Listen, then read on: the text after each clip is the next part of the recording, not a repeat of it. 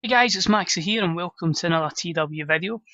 One that's actually on time this time, given the change of schedule I made that's coming out on Tuesday, and then hopefully Money in the Bank will be dropping at its regular Sunday slot, and so on and so forth.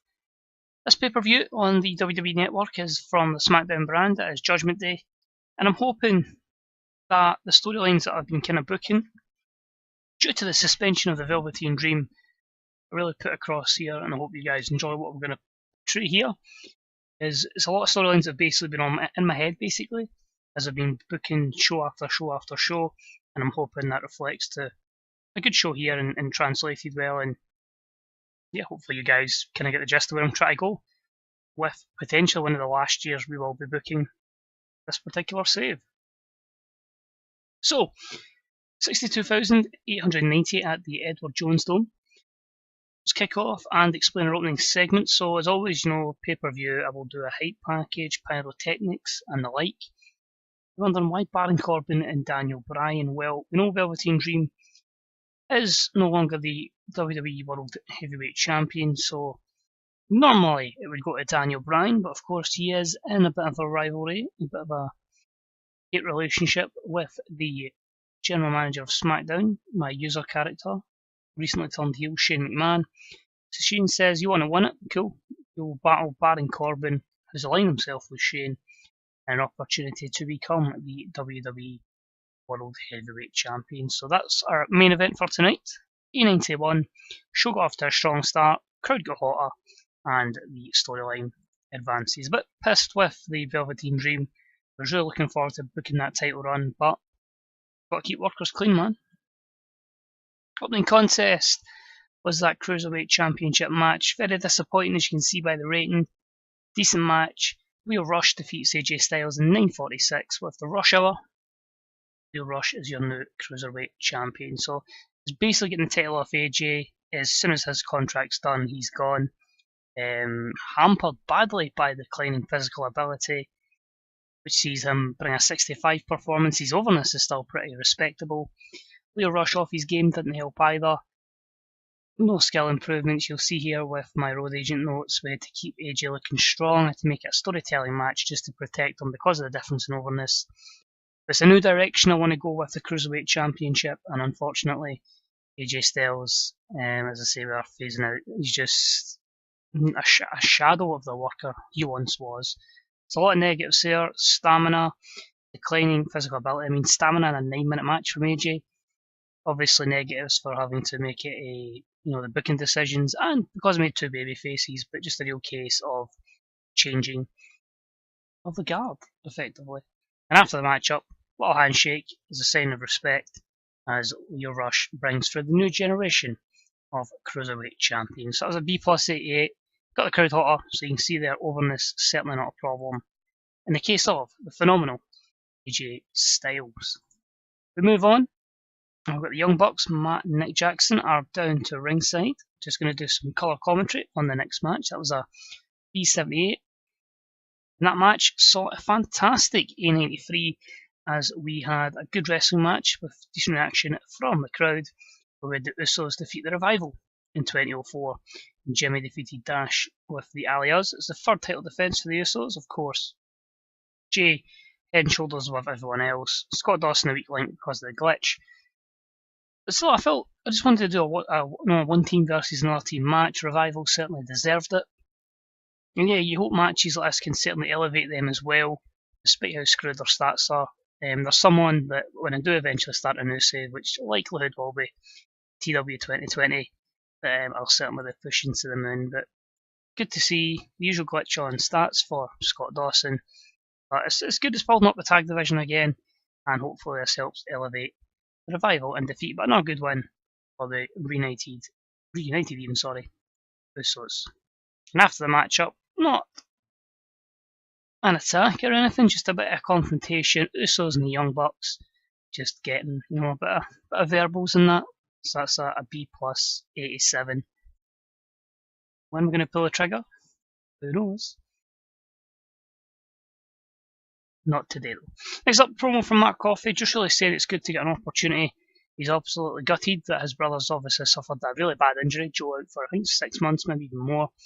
So it's Mark Coffey's time to shine. He's getting the European Championship match, I believe, against Pentagon Jr. So it's an A90 promo, so marked by a very strong promo. Match itself was okay, considering no storyline behind it, just giving him an opportunity. A decent matchup saw Pentagon get a title defence here, wins in 11:35 with a top rope styles clash, and it's his second European title defence. So pretty decent B79, both guys scoring an over 80 performance, which is good to see.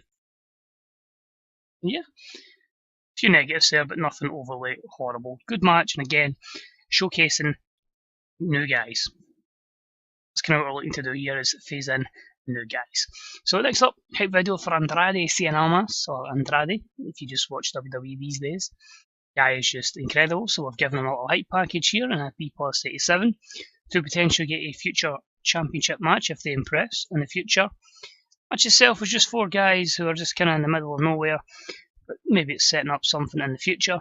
But about had good wrestling and a decent reaction from the crowd as Andrade Cien Almas defeats Johnny Gargano, Kenny Omega, and Kevin Owens in 15:06, when Almas defeated Kenny Omega by pinfall with a Brilliante driver.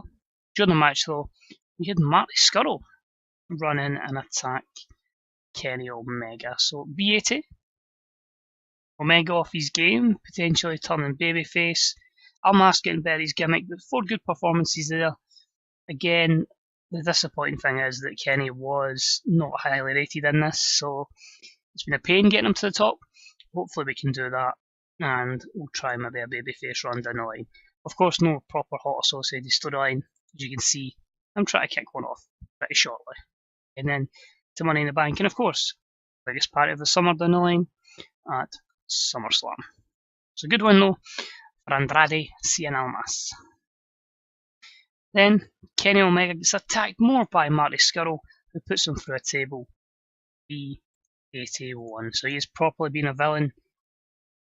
Old friends, now bitter enemies.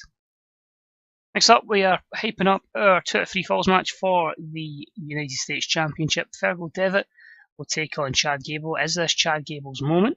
We'll find out tonight. A91, Devitt's had the upper hand so far in the feud. Over the top entrance, Chad Gable looks fantastic. A-star 100. Is this his night?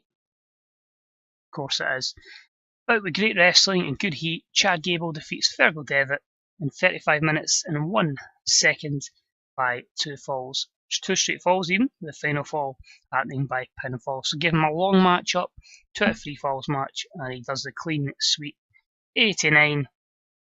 Much better performance there from Devitt on Gable, but it is that kind of, this is Gable's time, and I felt like a good opportunity to give him a run with the US title, and we can kind of use Fergal Devitt in a few different positions here.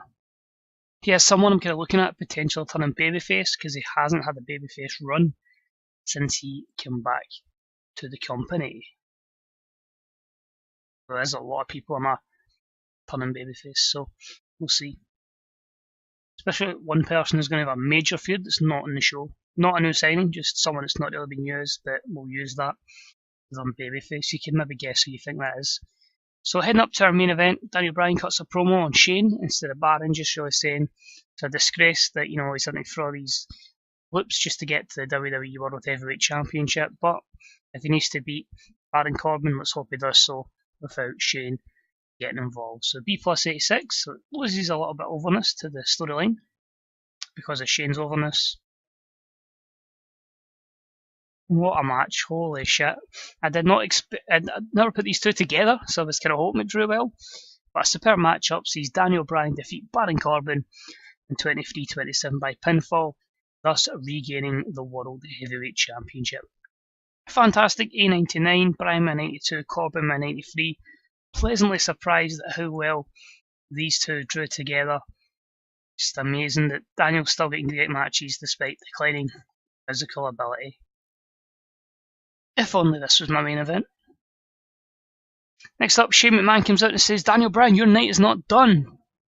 No pun intended, but you will defend the championship again tonight against the Bruiserweight Pete Dunne. So the storyline continues. E91, Daniel Bryan back out wrestling again, defending the championship. And an A-star 95, this is the Daniel Bryan show. About to have great wrestling and good heat. Pete Dunne defeats Daniel Bryan in 31-12 by pinfall, following interference from Shane McMahon, thus meaning push to the top of the mountain out of nowhere. Pete Dunne is your new WWE World Heavyweight Champion. So happy to make that happen after the Velveteen Dream went down with suspension. I was like straight on Bruiserweight, let's go. That gets my first guy, the mega push. A couple of these we're going to see over the next couple of weeks and months, heading in, as I say, to the next WrestleMania. But Pete Dunne is your new champion. Only negative there, Dunne's inconsistency, and Daniel Bryan's declining physical ability. And we end the show, Pete Dunne, Shane McMahon celebrating to the boos of the crowd. Pete Dunne's performance was fantastic. We've just made a megastar. Absolutely fantastic. A-star 95, best show in a good wee while, making up for the quite poor ones I've had recently. As I said, I just wanted that wee bit of time to get the storylines across that I wanted, and let's be honest, Daniel Bryan's pretty much saved us there. But a strong card all round there. A bit disappointed with the opener, but again pushing through. Leo Rush to the next level. Good potential feud coming up in the tag division. You know, we get Usos and Young Bucks. Mark Coffey showing he can do stuff. Pentagon being good. Almas with a big push in the future, hopefully. Gargano in there. Kevin Owens, Kenny Omega. The rise of Chad Gable. How will Fergal Devitt respond? And then you've got Baron Corbin, who's probably going to cement himself up there in the main event now with a great performance again like that. The Bruiserweight is the man of the hour. But of course, three guys I need to thank for a fantastic show. Pete Dunne, Daniel Bryan, pulling double duty, and Baron Corbin. So Dunne's pleased, Bryan's pleased, Corbin's pleased. Fantastic show. This will take us into June, which means I need to book a Raw, a Smackdown, a Women's Revolution, and I'll be straight back into Money in the Bank to hopefully that up on Sunday. That is the plan. But that's what I wanted a few days, to just make sure the storyline was right and to deliver. So, Judgement Day, absolute success. Good to see. Dragon Gate Crisis, they've kind of been up and down because of where they are. Kobayashi, that's fine. You've been a pretty decent push on the Women's Revolution show. First in the USA, first in Canada, first in Mexico, and first in Japan. Estefan, that's fine. I think we've released them already, I'm sure. That's fine. No interest in using them. TJ is going to go. There's quite a few leaving, and I'll show that shortly. Above average pay-per-view. We got 39.34 on the network. 5,000 drug tests. Devitt doesn't like one of the Bucks. Interesting. So a few things we'll check is a lot of people are a wee bit unhappy, but that's cool. I'll fix that. A lot of people are actually leaving or won't be getting pushed, so the likes of Robbie Solar's going to go, Sarah Electric's going to go, Colby Carrillo's going to go, Dante Dash, probably Triple H as well, and of course abandoning the fact that I'm going to book 2 Money in the Bank matches at Money in the Bank, and then of course we've got the Mixed Match Challenge show, which will come after Money in the Bank. So I'll go to this, I believe. So you can see here, leaving the company is going to be Francois Goulet, Chris Jericho, Bobby Fish is going to go, Natalia's going to go, Shawn Ricker's going to go, so is Tyson Kidd, Christopher Daniels is going to go, and Kazarian eventually as well. Triple H likely to go as well. Unless I bring him in as an authority figure because Jericho's going, so then I've got Triple H on Raw, Shane on Smackdown, and I'm pretty much using Renee Young at the moment on the Women's Revolution. I'm just kind of not really using an authority figure there. After that, you're maybe looking at Etienne Grenier. It's just getting rid of the regenerated people because realistically we're going to go another year, 2 years. Those are the next kind of people looking to go. After that, everybody else is pretty much fine to stay. You're maybe looking at maybe a Lindsay Dorado, Mojo maybe even Nick Miller. Just depends, but overall, just trimming the roster, making it as easy to book as possible, going into as I say, the last period of time. So 2 things I want to check. World Heavyweight title prestige is A-star 100, so despite the Velveteen Dream making us vacate it, and Daniel Bryan losing it in the same night, Pete Dunne has an A-star prestige on that. Then click on him. Popularity takes a massive spike, so that's up to pretty much low 90s. If we just quickly go to his popularity tab, you'll see there. It's a nice wee jump of, well, to be fair, he has been quite high up and over this, so yeah, but a good start of the year. You know, a year 12 months ago, he's gained 20 overness effectively in some places, so absolutely delighted with that. Cruiserweight to get into the main event, and only 29, so absolutely class. One thing I do worry though is it may have hampered Daniel Bryan's overness because of the way the balance of the feud. So you look, Daniel Bryan, if I can find you. 84, 85, that's cool. He'll still fight against the system, and we'll try and push him on. Curiosity, despite only being used in a non-wrestler sense, is Shane's popularity gained? A wee bit. Because I've been shown him on television, I suppose it has gone up a wee bit. That's quite cool. It's just good to have as a heel authority figure, because I've never really used Shane, despite him being my user character. Anyway, that's it for this episode. Thank you very much for taking the time out to watch it. Let me know what you thought of today's episode. If you enjoyed it, drop a wee thumbs up. Any comments on this, on your own saves, on wrestling in general, let me know what your dream cards are for WrestleMania as well. Who do you feel is going to be challenging? Well, you saw CM Punk sign, so who's going to be feuding against him? Wasn't on tonight's show, but is on the Smackdown brand. Any guesses if you can remember who else is on the brand? And yeah, as always, check out Fantasy Bookers subreddit on the good old Reddit. Great auxiliary forums for all the kind of just discussion. You've got your written diaries on there, and of course the development diary for TEW2020, which at this moment in time is coming out in 2020. But who knows? Adam says, subject to change. It could come earlier, it could come much later. Just depends how it goes. But just watching, as I say, we're planning Money in the Bank to be out on Sunday, as per the usual schedule, and then so on and so forth from there. So thank you again, and hopefully I'll see you soon for some more TW. Take it easy. Bye bye.